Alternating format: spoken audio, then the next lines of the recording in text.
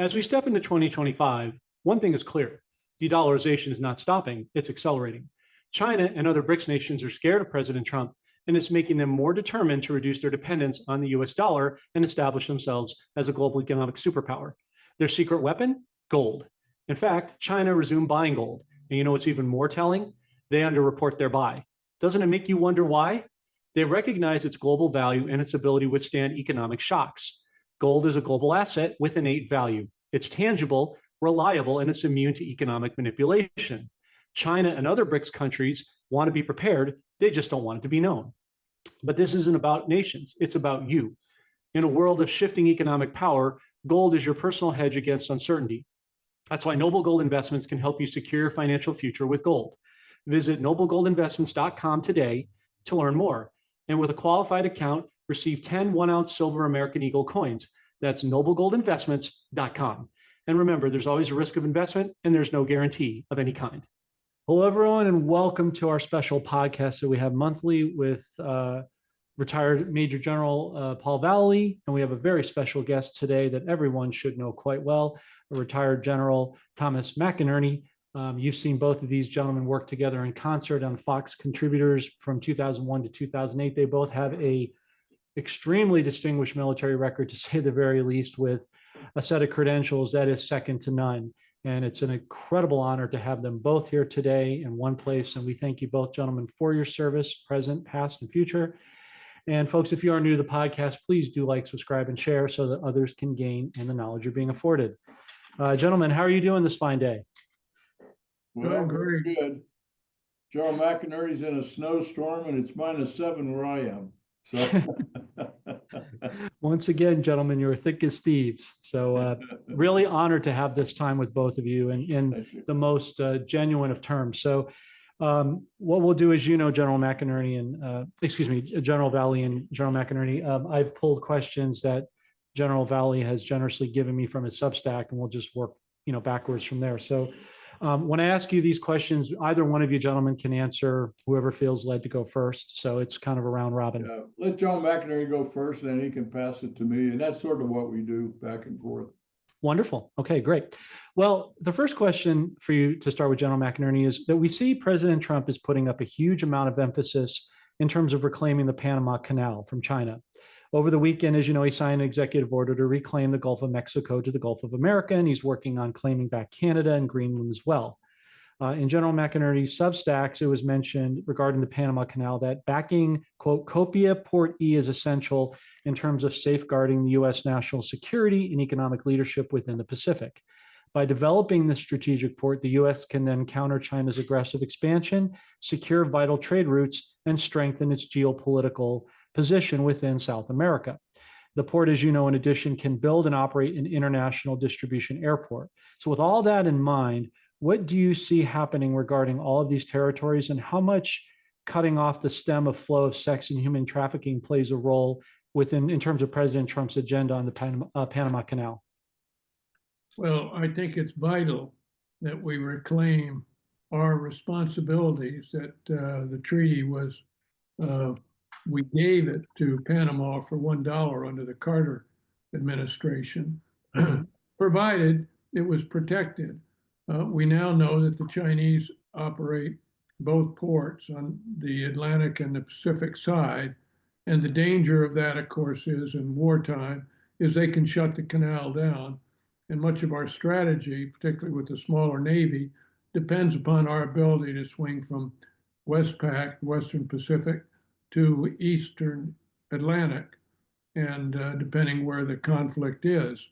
So although the president was almost effusive, but certainly I'm trying to remember whether it was either President Trump or one of his advisors yesterday talking about it, that he was pleased with the way the Panamanians wanted to negotiate. They've gotten out of the program, the belts and roads mission that the Chinese have expanding globally. Yeah, and, Belt Road Initiative. Yeah, Belt Road Initiative. So I was cautiously encouraged that he's going to get the right agreement with the Panamanians. But let me toss it over to General Vallely now. Yeah. Thank you, General McInerney. Well, I think what we're seeing here is really strengthening, General McInerney and John, the Monroe Doctrine, which basically has been degraded over the years, but it's so important today. When you look at the Arctic, which the Russians are controlling a great part of that right now with their massive ice ships up there where they cut icebreakers, yeah. And he's looking at Greenland, he's looking at Canada. Then you go all the way south through Mexico, stop the flood of illegals across our border, and then the Panama Canal, and then the other Chinese initiative is to get a port in Peru or South America. And there's about 850 square miles south of the Panama Canal off the west coast of Chile that they're trying to grab right now. And we need to get that under control with the Chilean government. So that whole thing stretches from the Arctic to the Antarctic. And then people are also looking into all the materials, raw materials that are in the Antarctic. And so it makes sense that the Monroe Doctrine be enforced now, and we prevent as General McInerney mentioned, taking advantage of this Belt Road Initiative where they've gone across all of Asia, into the Middle East, into Africa, even a sense of getting into Central and South America. So they control, a lot of people don't know it, they control over 40 different ports in Central and South America now. Wow, that's fascinating. The Monroe Doctrine. It's a real national security threat, I guess we're saying.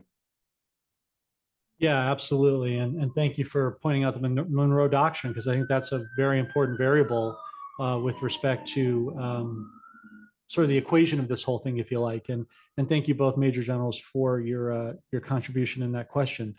The next one I ask you is, gentlemen, is President Trump has also placed a major emphasis on a renewal or a revival, to be more precise, regarding faith and religion. It's clear that we're going into the harvest of souls from a faith standpoint. And Major General Vallely, you and I have resonated on that quite a bit in the past. How do you both imagine that we can unite the country under the Lord's protection and guidance once again, given all the division and the efforts that the cabal has worked tirelessly to create over a protracted period of time? Well, I think that it's extremely important in this initiative. The country was founded under Judeo-Christian values, and it's vital. We have moved away from that. And I'll just say on the Monroe Doctrine, it was Barack Hussein Obama that gave up the Monroe Doctrine. And does that ring a bell to us? Of all the things that have gone on and that we're finding out in the U.S. aid right now, and the Elon Musk looking into our budget, that what the Obama-Biden regime has done to bankrupt our country financially, let alone spiritually. And that's why I think it's extremely important that we get back our basic Judeo-Christian values in the country. Now, one of the troubling things is, and it was in our first book, Endgame, The Blueprint for Victory in the War on Terror, that General Vallely and I wrote, and understanding radical Islam and Islam. And the only reason I say that is yesterday I read an article and saw videos of what was going on in Detroit, and how up in Detroit, these Muslim communities were openly saying that they wanted to take down America. Well, let me flip it back. That's why our Judeo-Christian values, under which our Constitution has been written, is so important, and why it's important that we continue to emphasize those, because our Constitution is a Judeo-Christian Constitution. And there are no Omars on the signature of that Constitution, or no Muhammads. And we must not let people take our basic values, religious values, away from us and from our Constitution. And I'm going to turn it over to General Vallely right now. General McInerney mentioned a book that we wrote back, I guess, 2004, 2005, America's Endgame, The War on Terror. A year and a half ago, General McInerney and I produced another book, a follow-on to America's Endgame, but this was titled America's Endgame for the 21st Century. And General McInerney and I swear President Trump must have read it, but Chapter one focuses on the spiritual awakening of America, and we will not recover until we have that spiritual awakening, getting back to honesty, integrity, and trust. And I would ask all of your followers and viewers, if they go to standupamericaus.org, they can order that book, America's Endgame for the 21st century, because we lay it all out in Chapter 1, and that's exactly what President Trump's doing right now, looking to the spiritual awakening, not only of the United States, but the world. It applies to everybody. And we're just very proud that we're able to have the foresight to write that. Yeah, well, absolutely. Thank you, Major General. We'll definitely, as always, put those links in the description so people can go to that link and explore the book. And it is certainly noteworthy. And you're absolutely right, General McInerney. It is the bedrock of our foundation, and we just need to get back to basics on so many levels, humbly, I believe. Next question I want to ask you both is, there's much discussion and a concerted effort to make America free and liberty driven once again. In short, a return, like we said, to the basic tenets upon which the country was founded. The definition of liberty and freedom can often be a skewed definition when it comes to the audience, in terms of what it means to a civilian versus both of you in the military. So given both of your backgrounds, how do you both define a return to freedom, and what does that look like to both of you going forward in the coming months and years? Well, I think a return to freedom is clearly fundamentally supporting the Constitution. We have members of Congress that do not understand what our Constitution says. And it's going on today with the absolutely brilliant discoveries that Elon Musk and his team on the audit and the dollars that we are throwing. I believe they're going to come out with at least $1 trillion, maybe two, that we are spending abroad for things like DEI and critical race theory in different countries that we should not be expounding on. And those are Marxist ideologies. Yet it was the Obama-Biden administration that tried to implement them in our government, which points directly to the fact that Obama and Biden and the Democratic Party does not have the same goals of continuing our Constitution as our founding fathers wrote it. That's the danger. And what they are saying right now is that what Elon Musk is discovering is unconstitutional. I mean, this is pure Marxism that they are trying to pull on us. And it's extremely important, getting back to the basics of what freedom are. It means defending our Constitution. That's an oath that General Vallely and I took some 63 to 65 years ago on the plains of West Point. We will support and defend the Constitution of the United States against all enemies, foreign and domestic. And that's what freedom is all about. And again, over to you, Paul.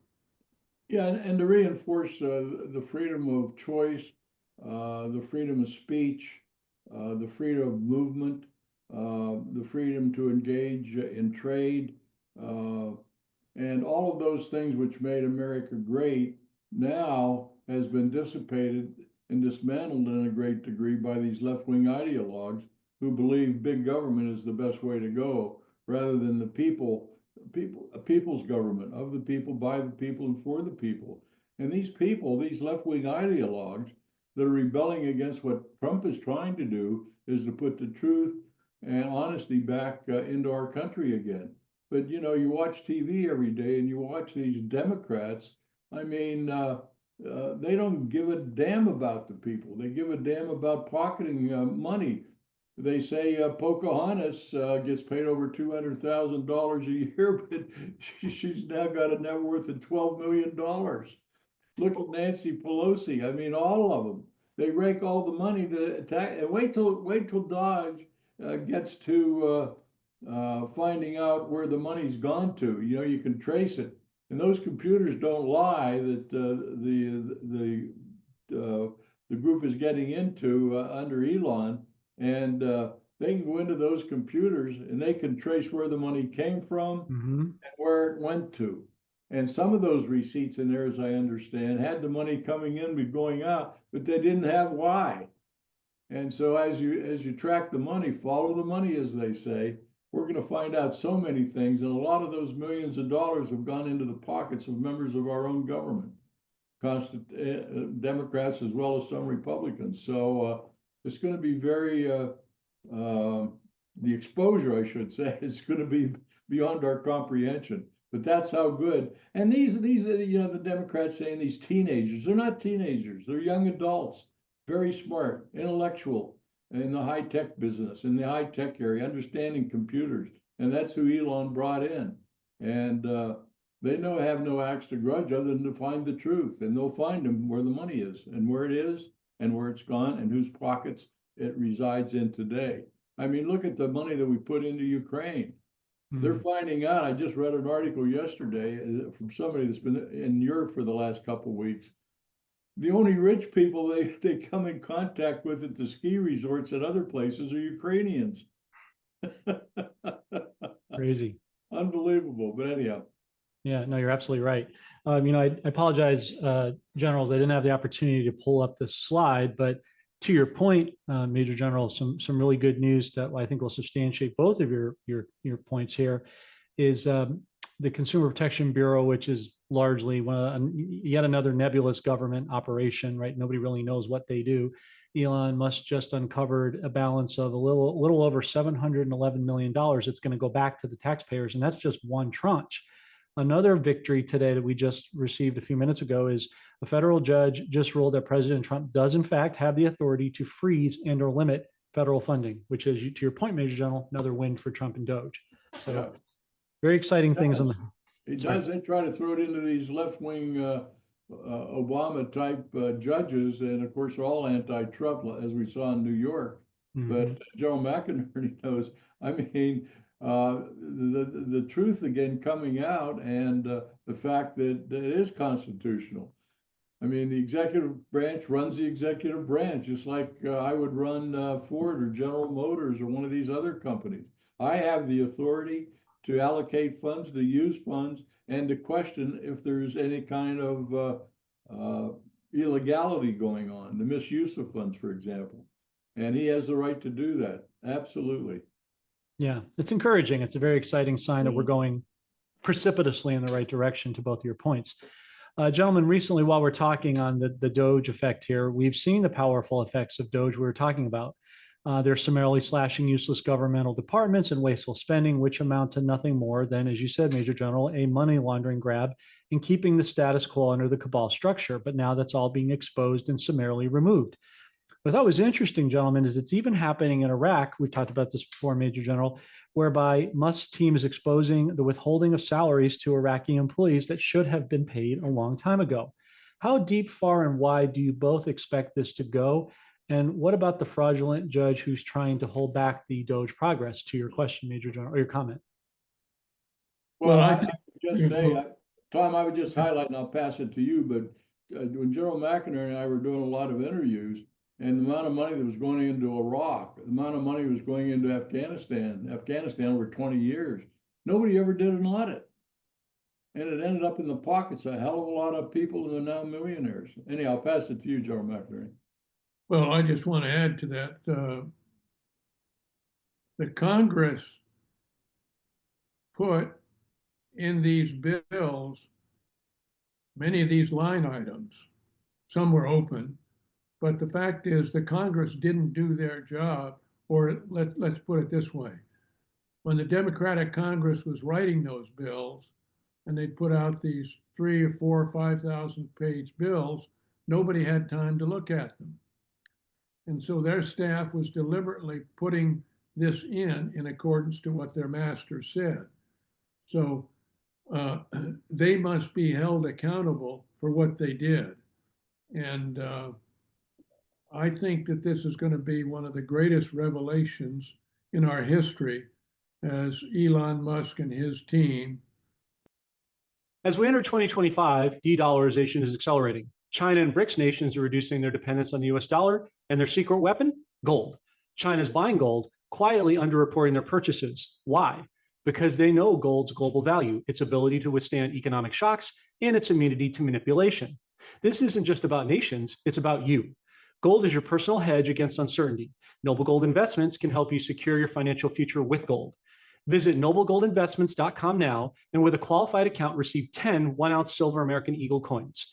Remember, there's a risk of investment and there's no guarantee of any kind. Go through and look how quick in 20-some days, how much information they found already.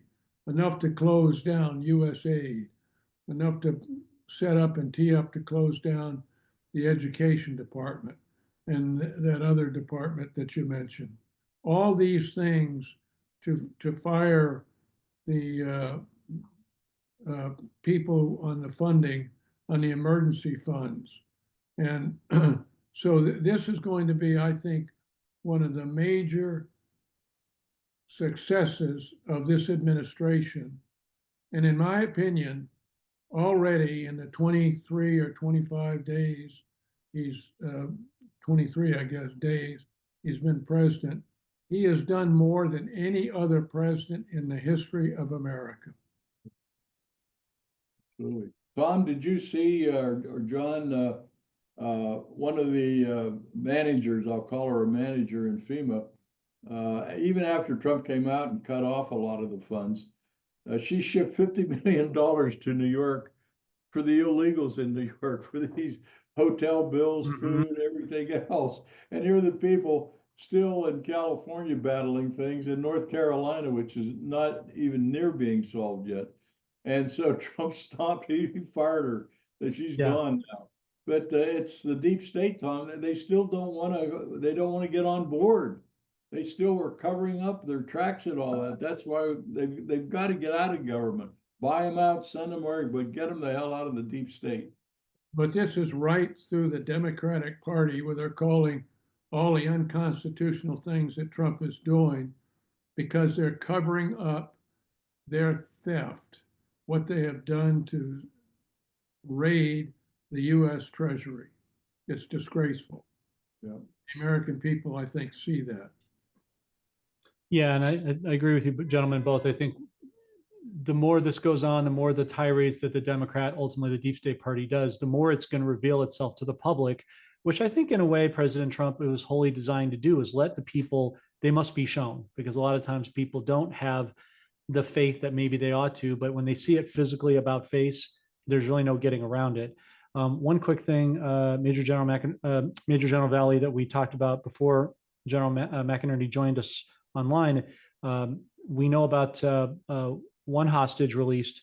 There's another one going on that Russian hostage Alexander Vinnik is being exchanged for Mark Vogel, released by ABC Reports. U.S. releases him as part of the exchange. Vinnik was detained in Greece in 2017 on U.S. charges of crypto fraud, was later extradited to the U.S. So we're already seeing whole shifts going across the board of justice and right sizing, to both of your gentlemen's points. The next question I want to ask you both is, President Trump has also publicly gone after Hamas, as you know, even going so far as to buy back that land and give it to the rightful people within the territory and rebuild it out of its banker-laden, war-torn status. He's also placed sanctions on Iran in terms of their involvement in working corruptly with their little brother in Iraq. What does this mean to both of you for the liberation of the Middle East, as well as a seismic and complete restructuring of that territory? And would this, in fact, create the grave surrender of all the corruption within that corner of the world? Well, I think it's a major step forward. And initially, we were all probably thinking ooh, that's a bridge too far, but it isn't. It hasn't worked. The two-state solution has not worked, and it will never work, as our first book, Endgame, discusses. By taking it out of their hands and the U.S. playing the leadership role to rebuild it, Hamas must be destroyed. There's no way after World War II, if we would have left Nazi elements in Germany, would Germany have recovered. And that's the way it is with the Palestinians. Hamas must go. It must be eradicated.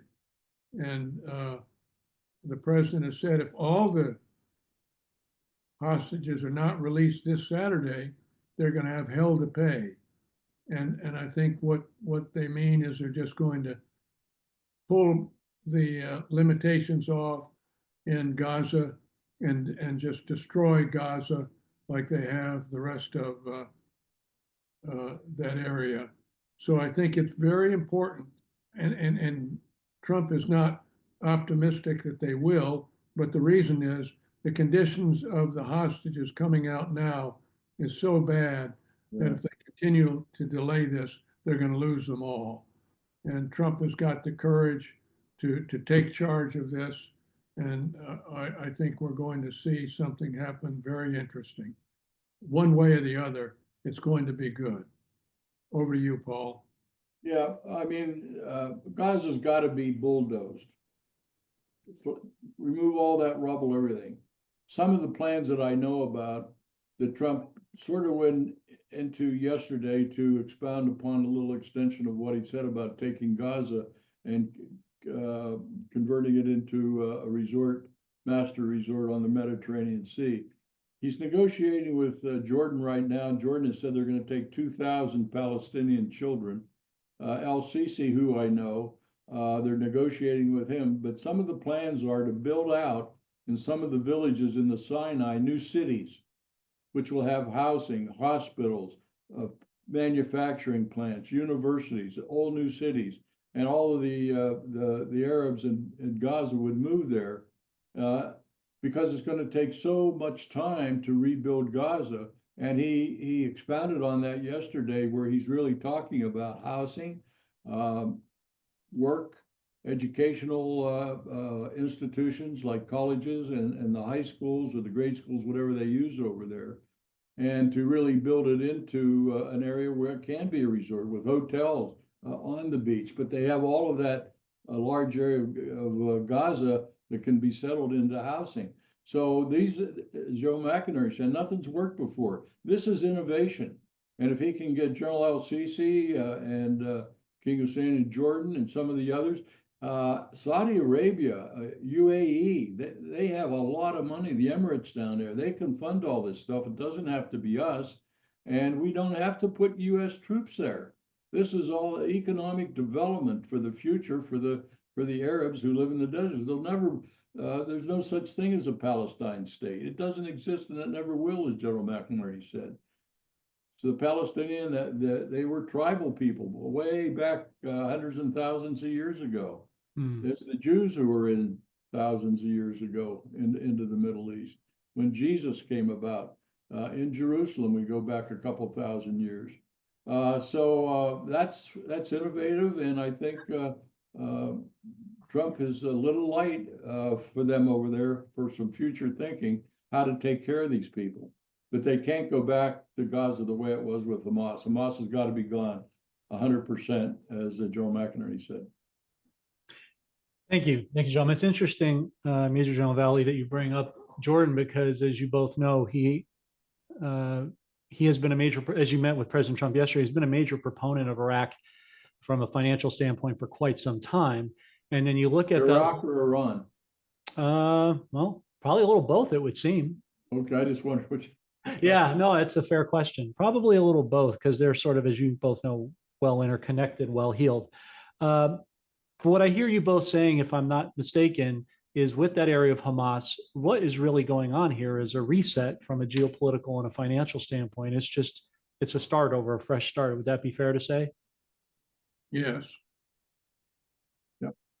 It is a fresh start, an innovative, new future Mm. for the people out there that have no homes anymore. They have no businesses. All that's gone in Gaza. So what are you going to do in the future?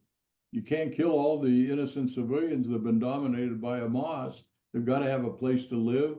The children have to have a place to go to school. They've got to be able to shop. They've got to be able to transit and a new place. And Israel for years, I've been in Gaza, where they used to have 21 kibbutzes, Jewish kibbutzes there. A great farming, the agriculture was developed in the desert there, and so it can all be done under a new Gaza. Now, who's going to control it? They're going to have to negotiate that out.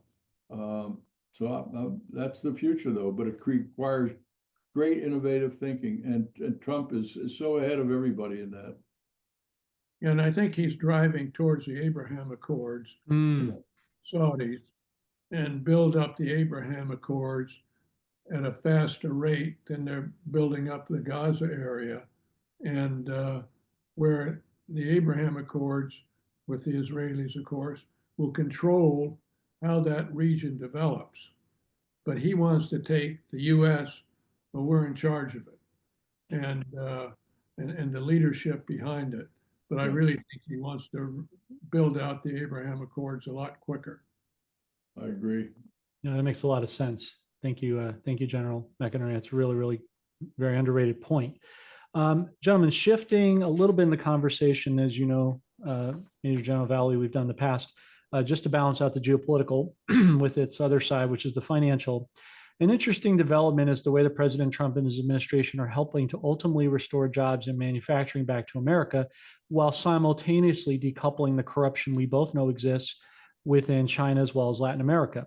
Is this his way of decorrupting the CCP and all of their initiatives, while in the process strengthening countries like El Salvador, who have vast amounts of gold and nuclear fission under the ground, which would allow them, as well as the lion's share of other countries, to ultimately be self-sufficient away from the auspices of the Federal Reserve dollar? I think that's his objective as you described it, and how he wants them to build their independence, build their wealth. Mm-hmm. And clearly, we've got to keep the Chinese out of there. What Obama did on the Monroe Doctrine was criminal, and it was an open door to the Chinese, and they have invested in heavily there.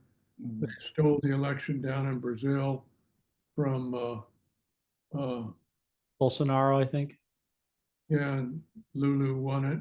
They moved 5,188,000 votes over from Bolsonaro to Lulu. We just can't let that. Fortunately, we've got in Argentina, they've got a master leader and a great friend of the U.S. Yeah. You, Paul. It's interesting too. Pete Hegseth has been in Europe. I think he's with NATO today. He was with African Command in Stuttgart yesterday, and so he's carrying Trump's message now, laying it out about an end of the conflict between Ukraine and Russia. And so they have a plan and they're working it. And I'd love to be in the audience there, the Europeans and NATO members, where he said, this is not he didn't quite say State Department, but this isn't a political organization, NATO, it's a military organization, but it's filled with political types. And that was sort of interesting, which is true. They play politics rather than focusing on their military capability. Yeah, absolutely, Major General. Not to mention, you got peace coming for Ukraine. You got peace coming for the Middle East. I mean, it's proliferating across all fronts. It would seem that peace is now going to be profitable for a change instead of all these senseless wars that, as you said, General McInerney, we never had any business really being, and a lot of the rights ultimately being wronged in right-sizing the whole process. Judy Shelton has been putting out more and more not so subtle messages about making the new US dollar note backed by gold again. We additionally see Elon Musk is going right after the IRS. President Trump is now changing it, calling it the ERS, and removing them, as it seems inevitable that an audit of the Fed, specifically the gold reserves, is imminent. Would you both agree that we are returning to the constitutional republic and with it an old/new sound money system, which will be backed by gold and silver, God's money? And if so, when do you both surmise this might occur? Well, I think that would be his intent, because he sees what Obama and Biden wanted to do is to destroy the dollar and our leadership role, and he wants to keep that there. And so I think you pointed out the indications of where his thinking is and where he wants to go. I think, and I just want to throw in, today he had on his web page, he discussed his conversation he had with Putin and how they're moving out already with a peace treaty in the Ukraine, and what they're going to do. He talked to Zelensky as well, and just today it's been explosive. What's going on? The exchange of prisoners, etc., coming out of Belarus, and what came out of Moscow last night, and so he's already into that. Now, that means he's moving out. He's in the middle of what's going on, as we were talking about, in the Middle East. And I think Hamas is going to give the Israelis a good excuse how to destroy them. And the ones that they've already, the 300 or 400 that they've already released, Hamas members that were prisoners, if they don't come through this weekend, I think you're going to see a major buildup by the Israelis there, and could very well take out the nuclear powers and the oil in Iran. And I think that's something that we're going to have to do and address Iran. As long as Iran is there fermenting radical Islam in the region, it's not going to work. And so I think they ought to use that as an excuse and do it. Once you take out the nuclear and the economic of Iran, the people are going to overthrow the mullahs. The mullahs are finished. Over to you, Paul. Well, I think back to your initial question, I think, I mean, it's my opinion, we ought to move to back to gold and silver. And they're also going to include digital currency too, as I understand it, Bitcoins. That means we don't need the Federal Reserve anymore. All monetary functions that should have been in the Treasury Department goes back to the Treasury Department as far as interest rates and so on. We don't need the Federal Reserve anymore. So right. I think you're going to see that move, and Trump is very much ahead of the game on that from a financial standpoint. So that's to answer your question anyhow, John. No, I appreciate that. Thank you, General McInerney, Major General Vallely. I agree with both of you. Everything that we can see on our economic indicators, particularly what you touched on as well, General Vallely, with regard to cryptos, and we're watching XRP very closely, which we think will sort of supplant Bitcoin here and overlap as the new digital blockchain on the ISO 20022 network, where everything is transparency. That's where I think Elon Musk is ultimately headed down a path with that, where we're going to have transparency and everything out in the open, where they can't money launder the dollar for drug trafficking, human trafficking, and the like. It's going to change the texture and the way that business is done in a much more fair and a transparent manner. Where, as you both said, we're seeing that transparency in just less than a month to that effect. Last question for today, gentlemen, to respect your time.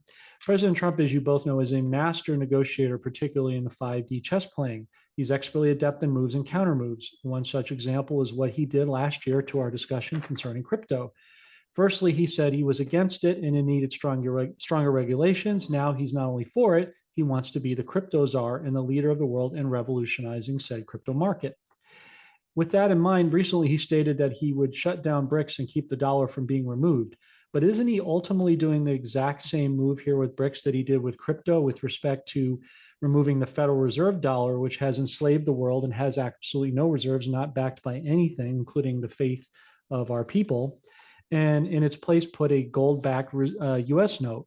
doesn't he want these countries ultimately to become sovereign and get on a level playing field? Well, I'll just say one thing on that.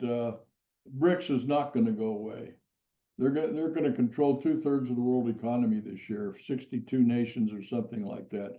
And they've come out and said they don't want to kill the dollar. But as we make the dollar stronger, we'll be competing with BRICS in some way, which is probably good. But I think with the positive move we're making in the United States, maybe we'll be part of BRICS too. So who knows what's going to happen out there? Good point. Any thoughts you have, General McInerney, on that? No, I agree with both your points. Okay. Just wanted to make sure we were balancing the conversation. Well, thank you, gentlemen. Again, this is a supreme honor, to say the very least, as just a lowly civilian, but honored to have you both here on the podcast. As I always do, General McInerney, we kind of talk about where we can find you mentioned it, Major General Vallely, but if you would repeat it again for posterity, the link, and also last thoughts that you have for the audience today. It's the Stand Up America U.S. Foundation, which General McInerney and I put together in Washington, D.C. over 20 years ago. And we basically have a publication division. We do a lot of national security work. We come up with plans. We provided a plan to President Trump for the taking down the cartels, Operation Sinaloa. We also did a reawakening, restructuring of the military to a degree, a model if he wanted to use it. But we also do events. Our publication division with our newsletter comes out every Friday morning. So if you go to standupamericaus.org, you can find our books and also sign up for our newsletter. Very good. Any last thoughts you have, General McInerney, you would like to say?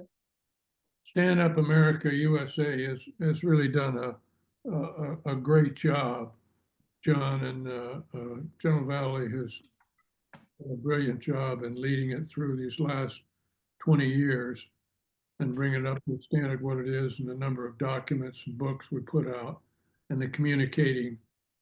So my kudos to him for it, and all our members and the people. Absolutely. Well, gentlemen, once again, it's been an honor and a privilege to have you both here on the podcast. Thank you for joining us. Pray you have a warm, safe day where you are in those colder areas of the world and of the country. And thank you again for your service and support, past, present, and future. We really appreciate it. God bless, and take care for now. Thank you.